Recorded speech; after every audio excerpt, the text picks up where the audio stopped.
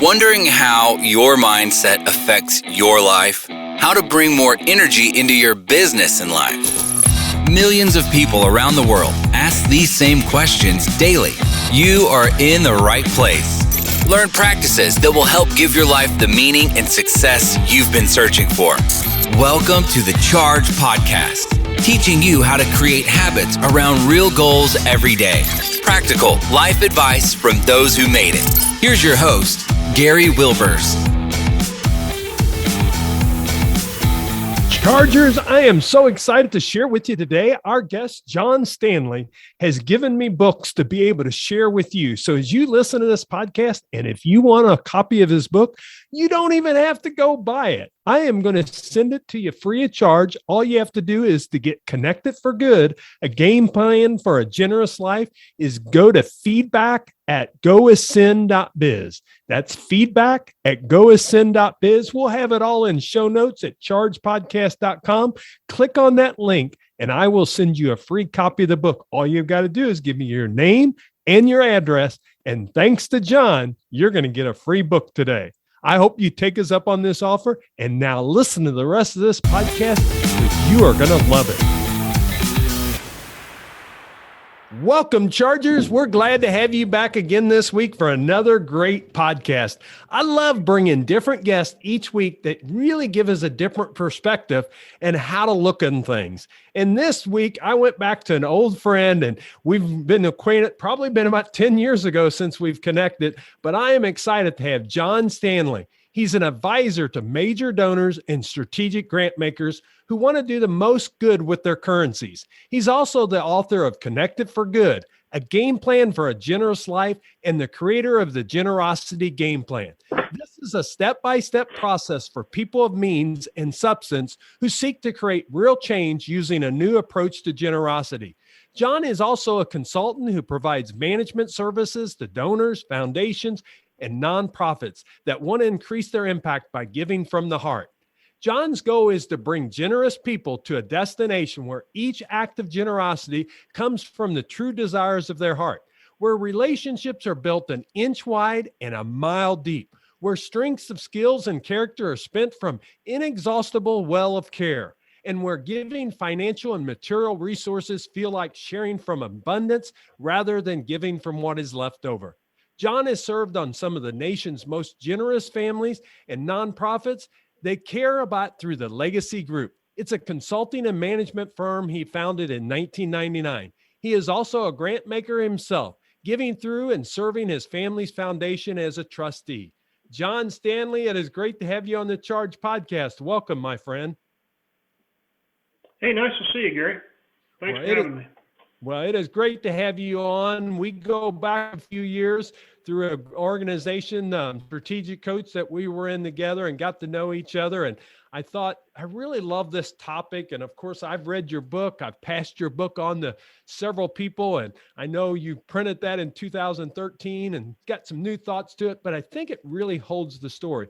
But I'm kind of curious to start with, John. We all have a story. What made you decide to go into really working with organizations and people that really, and foundations, to make generosity kind of your topic and your area of expertise? That's a good question. Hey, my first career was in the YMCA. I was a YMCA director for 25 years, and worked in 2 or 3 different states. And my final assignment was here in Wisconsin. And I was a CEO at an outdoor learning center called Camp Manitowish, high adventure for teens and college students. I did that for a decade of the 90s, and I had great relationships with generous people across the country.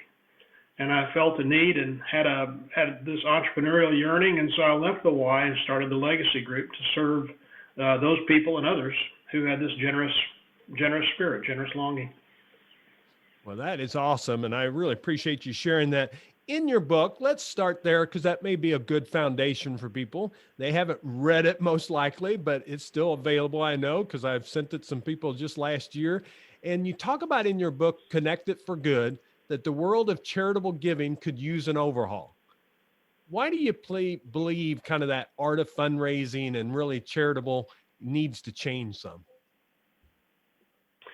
Yeah, well, with great apologies to my friends who are in the fundraising business, I think it's kind of been hijacked. I mean, I think generosity's been hijacked in a way by fundraising principles that kind of begin with without a relationship, but with this, I say, with a rather tongue-in-cheek, you have the money, we need it, so give it to us. And so, without a relationship between the person inviting the donor to the table and the donor responding to that opportunity, without the relationship, it's just that. It's just a transaction. And so, transactional giving is not very satisfying for the giver, and it's not very sustainable for the fundraiser. And most great fundraisers know that. Most great fundraisers know it requires a relationship over a long period of time. Yeah, and that relationship becomes so important because, again, kind of you said in your bio, instead of just going wide, it's how deep can you go with donors and truly connect with them. Right. Sure. I'm curious, on your book, you talk about some gaps that's been there, the generosity gaps that kind of prevents us from taking generosity to the next level, of being more generous and giving with kind of that greater purpose. Can you really share kind of the action gap, accumulation gap, gratification gap, whatever you want in that area that would kind of help listeners kind of understand those gaps? Sure, happy to. Yeah, I think that these three gaps that we've all experienced are pretty common. And the first one I call is the action gap. And that's for those of us who say, you know what, it's just not the right time to be generous. I'm building a family or I'm building a business. It's just not time for me to be generous. The second gap that I describe is the accumulation gap. And that is to say, I just don't have enough yet. I don't have enough. I need to accumulate more. I need to accumulate more time, more talent, more resources, and then I'll be generous. And then the final gap is the gratification gap, and that's for those of us, Gary, who've been generous in our lives, maybe super generous, maybe sacrificially generous, and we wake up one day and we say, you know what? Is this all there is to being generous? Is this all there is? And so there's kind of a gratification gap. So there's a new gap I'll talk about a little bit later, but the action gap, accumulation gap, and gratification gap are real in our lives, and we kind of roll in and out of these at different times in our life, and maybe work on them simultaneously. So your listeners, I just invite them to think about that and what kind of gap are they living in now. Yeah, that's right. Because really, a lot of people give the causes. A lot of people give because their friends ask, we're doing this cancer drive, we're doing this drive or that drive. And, we write out a check or we give a credit card or whatever it is these days that people do. And I thought that was the part that I really loved about your book is in the generosity, you talk about a generosity game plan. And can you kind of share with us, because you created this generosity game plan to get people to think at it differently? Sure. So the generosity game plan has evolved over time, but really the generosity game plan begins with something I call a giving interest inventory. And since I claim that heartfelt expressions of generosity are the most meaningful to us and the most effective out in the world, the giving interest inventory kind of scans the whole charitable world, and every kind of cause you can imagine. And through the discipline of forced choice, I invite people to select only 3 areas that they're interested in. And why do I do that? Because you can begin as an individual person of generosity, you can begin going inch wide and mile deep if you narrow your focus. And so here's a story of an example. We had a client down in Texas one time who had a car dealership. And when he did his generosity game plan, it was clear that he loved special needs kids. I mean, his heart's desire and his wife's heart's desire was special needs kids. He had a couple of children himself with special needs. And so he wanted to devote all of his generosity time to needs for special kids, or special kids' needs, charities. Yet he was a car dealer. And so when you looked at his portfolio of giving, it was to every cause in the community, to the band, to the football team, to the YMCA, to this and to that. And why did he do that? Because he had to be a good community leader, and he wanted to sell cars to everybody. And so over time, we helped him communicate to the community at large that his real interest was kids with special needs. And so he was going to continue to give to everyone virtually, but it would be smaller gifts. And his major gifts, his big giving, would be to kids with special needs. And so we flipped from 20% of his giving, or he flipped from 20% of his giving to special needs kids to 80%. So he used the 80-20 rule in that way. And over time, he flipped it, and the community loved him as a result of it. Yeah, it makes a real big difference in the impact. And you're talking a subject that I love. I've been very involved and active with Special Olympics here in Missouri since 1994 with intellectual disabilities. And I've really kind of decided, as far as charity, that's my number one charity, not just in giving, but also of giving of my time and resources. Just came off of 2 years, John, of being board chair, and we had a tornado that went through a brand new facility and caused 50% of damage of our original cost, and only was up for 9 months. And then we go through a pandemic. But the reason I'm willing to do that is because that's become kind of my charity choice and makes a real difference to me and what I get out of it. And I think that becomes a key. So another important dimension of the Generosity Game Plan is to acknowledge that we have three currencies, I call them, from which we can be generous.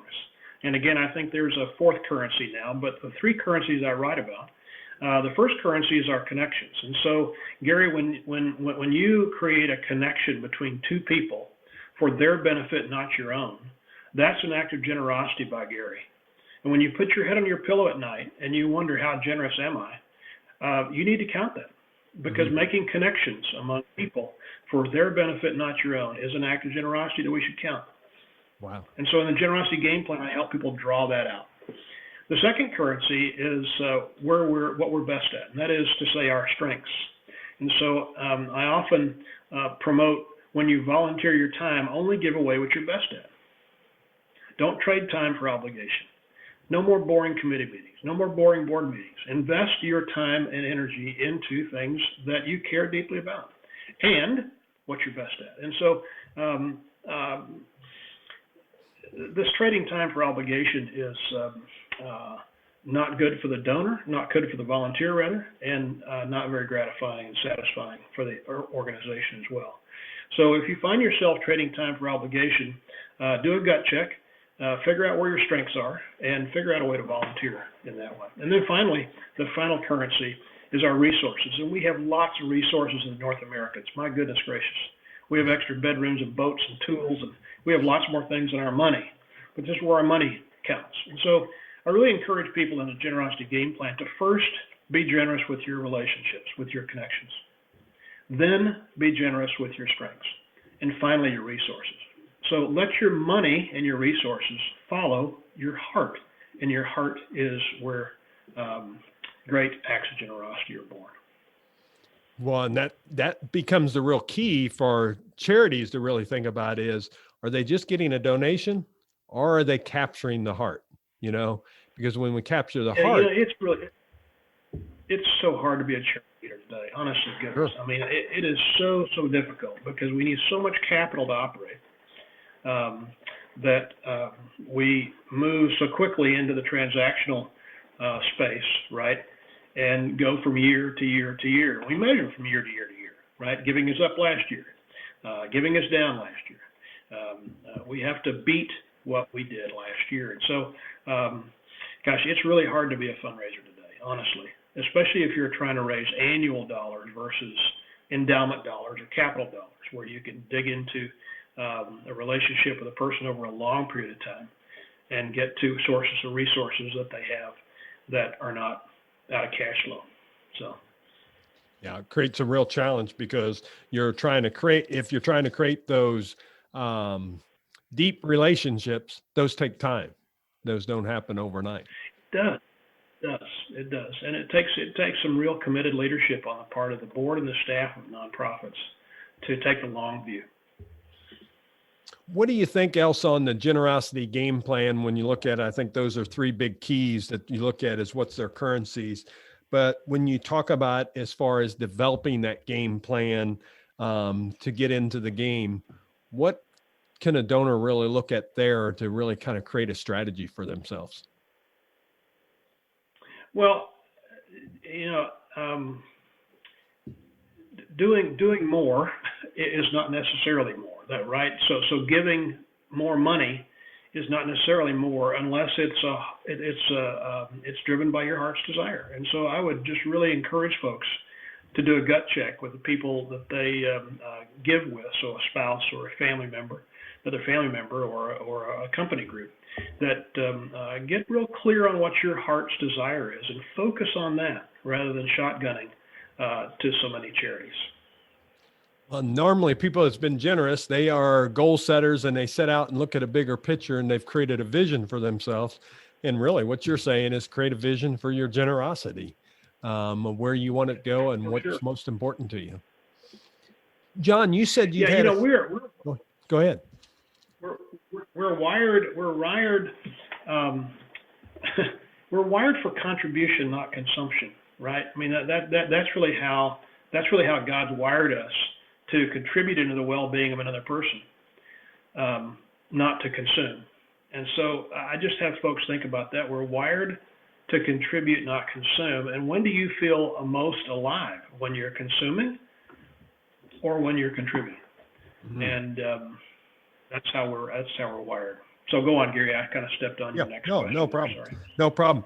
Basically, I was just kind of curious on that. You've said, as we were having a pre-conversation before, you've had a few changes, a few thoughts about your generosity game plans over the last several years that kind of where you really feel like really what's changed from what you was thinking before. And maybe more importantly, what do you see some of those changes are now? Yeah, I'm happy to share that. So the first change, remember, first insight is that there's a fourth generosity gap. And it's really clear to me now, and it's been clear for the last 24 months or so. And that is the tribal gap. And that is to say, we live kind of in tribes. We whether it's a political tribe or a religious tribe or a social tribe, a cultural tribe, and we tend to give within that tribe, regardless of where the most essential needs are. And so giving outside of our tribe is another gut check that a person with a generosity game plan might consider. So that's a fourth gap. There's also a fourth generosity currency. I talked about connections, I talked about strengths, and I talked about resources. I think there's a fourth currency, and it might be the most important currency now. And it's called a generous spirit. And that is giving other people the benefit of the doubt. I mean, we are so tribal in this country today. In our neighborhoods, we're tribal in our denominations. We're tribal in our culture. We're tribal in our industries. And a generous spirit is a currency that I think is really, really helpful. And then finally, maybe the most important insight over the last 24 months, and I'm writing about this now, is the first generosity game plan was 7 tools, 200 questions. You can get it on our website, the Generosity Game Plan. You download all these tools for free, and it's fantastic. It really works. It's been my consulting process for 20 plus years, and people can do it independently, and many people have. But I think the freshest view of a generosity game plan doesn't have 200 questions. It has 4 questions. 4 questions. And anyone can do this, whether they see their generosity as simple or they see that their generosity is complex. The first is, what am I good at? We're back to our strengths here. What am I good at, right? The second step is, what am I for? We spend a lot of time talking about what we're against, but what are the things that you're for, right? So, for example, I'm for marriages so strong that children can depend on them. I'm for clean water. Those are two things I'm really for, right? So I spend my generous expressions of generosity on healthy marriages, strong families, and Trout Unlimited, so we can have good clean water, right? And I love to fly fish, so I'm for clean water and healthy marriages, among other things. So then the third question is, where is there a need? And that requires a little research, a little reflection, and then finally, how can I help? So, what am I good at? What am I for? Where's there a need, and how can I help? It's that simple to have a generosity game plan. You answer those 4 questions, and it'll change over time, right? It'll evolve, it'll change, and you'll mature, and you'll change again because the world is changing and your life is changing. So those are the 4 questions around the generosity game plan. Wow, so many ways there of just really kind of what a great introspective that a family can do, or a husband and wife, to really be able to see where are they at and what is most important to them, and really be able to have some discussion around. Just really appreciate that, and appreciate you sharing that. Well, John, I think before we go to the recharge round, I want to share with you one other thing. Is you may not know this, but I was on a capital campaign to build this Training for Life campus that I talked about that hit the tornado. And I was fortunate to be the campaign chair, but we had a lot of generous donors that made it happen. And I knew that. Well, your book was the book that I used as the roadmap for that. And as our team came on board, and I was just a volunteer, but as our team came on board and the people I was helping, one of the things I required them to do, read Connect It for Good, because the thing I wanted to really happen was I wanted us to connect to the heart. And, I'm not going to sit here and tell you we did that with every donor, but it's one thing that made a difference when we was able to share our story and what impact they were going to make, and letting them know what we're going to do. That donors came on board with us because of that. Cool. So just wanted congratulations. Well done. Yeah. So I just want to thank you for that, but let you know too that you made an impact. And like I said, I've been sharing it with people when they talk about they want to be generosity. And that's the thing I would tell the Chargers if you're listening to this. And again, it doesn't mean you have to have a foundation and all this. It can be a small amount of money now. You may be in that first stage that John talked about, where you really is, you're kind of in that communication action gap, or you're accumulating at this time, but you want to give some. Well, think still the same thing that he's talking about. What are the areas most important to you, and how would you like to give that money and make that impact? And remember, we're not always talking about money. For some, in those gaps, they may be the volunteer and they get some benefit out of that. I know you want to teach your children lessons. It's about letting them see what you're doing also. And I think that becomes a real key. John, anything else you'd like to share before we go to the recharge round? And please, would you share with them now? I think I've got it here, but your website, if they want to go to that and look at your information. Sure, it's GeneracityGameplan.com. Okay. GeneracityGameplan.com. Yeah, I would share, in light of what you were just saying, I would say that do we have time for a 1-minute story? Sure, please. Yeah. I was privileged to be in a planning meeting with Hampton University Historical Black College a few years ago, and they were creating a Center for African American Marriage and Family. And they cast a great, big, huge vision in the morning. And I was standing in line, and I was just my head was spinning. The vision was so grand. And I was standing in line for lunch, and I was talking to a young man, Hampton grad, and I said, "Boy, I'm just, my head's spinning. This vision is so big." And he said, "Well, we just need to focus on the Shamgar Principle." I said, "What's a Shamgar Principle?" He said, "You don't know the Shamgar Principle?" I said, "Well, Shamgar is a 2-line mention in the book of Numbers, right?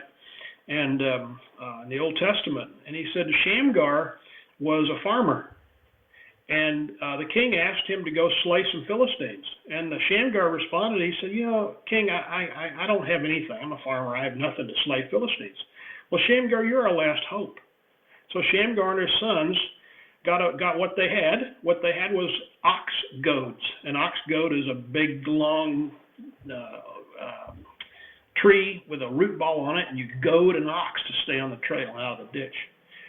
And I'll be doggone if they didn't slay 160 Philistines. Well, he was a hero, and so this young man said, so the Shamgar Principle is start where you are, use what you have, and do what you can do. And so in keeping with what you're encouraging your chargers to do, man, just start where you are. Use what you have and do what you can do and make it heartfelt generosity and not transactional. Yeah. Wow. Thank you so much for sharing that. That right there is, we should drop the mic, but I can't do that because we still got the recharge round, but I appreciate you. Right. Let's keep going then. That's right. Well, let's talk a little bit about the recharge round. I have 3 questions I'd ask every guest, John. And basically the first one is my mantra: charge, create habits around real goals every day. What habit or habits do you think's led to success in your life?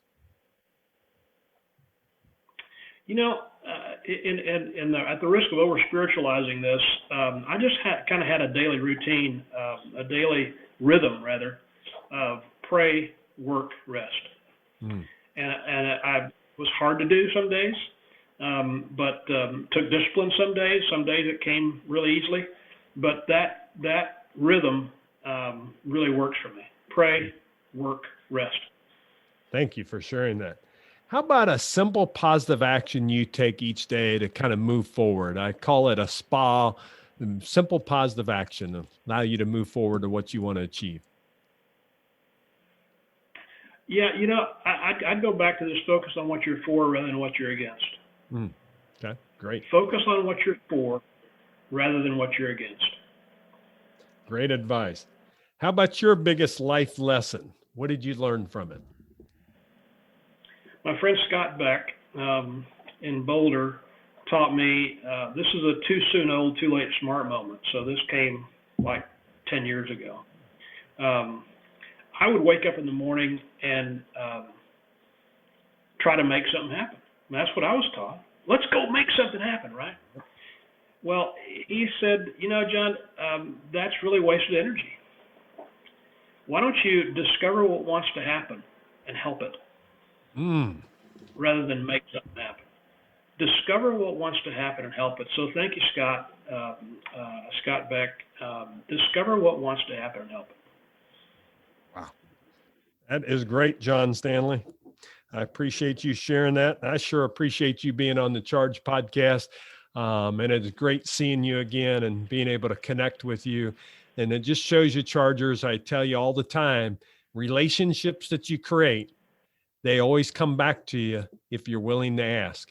And I asked John to be on the podcast, thought about this, and happened to see his book as I was moving an office. And I said, I need to get John Stanley on my podcast. And of course, he said yes. So John, thank you so much for giving us your time and sharing with our audience. It's been a privilege, Gary. Nice to see you again. Let's not be strangers.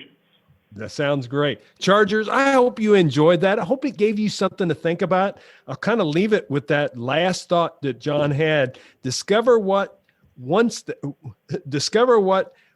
happen and then help it. Move forward. What is most important to you? As Chargers, sometimes we charge too much. Sometimes it's about what could we make a difference in? And what is happening that we could be that difference maker for? And I think that becomes the key. Remember, share this podcast with other people, like and let others know about it. We keep growing each time because of you, the listeners. And thanks for joining us here on the Charge Podcast. I'll see you back next week with another great podcast. Make it a great day.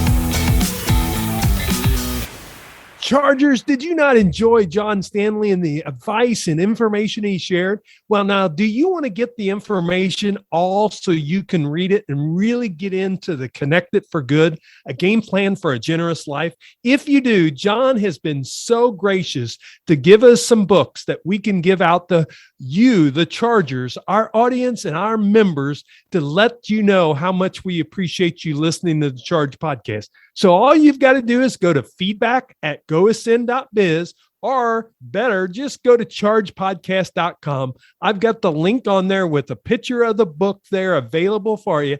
All you've got to do is click on that, send us an email, and give us your name, and your mailing address, and we will mail the book out to you at no charge. Thanks to John Stanley for being our super guest and offering us some books that we can give to each guest that's available today. So all you've got to do is send that email and you'll get a free copy. Thanks for listening to the Charge Podcast. And remember, create habits around real goals every day. Make it a great day. Thanks for joining us today.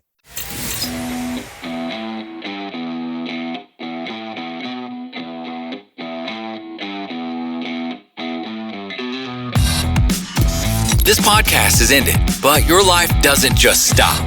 To continue your inspiring journey, head over to chargepodcast.com and access all the tools and resources mentioned on today's show. If you enjoyed this episode, consider sharing with somebody who may also benefit from the advice provided. That's chargepodcast.com. Until next time, charge in business and life.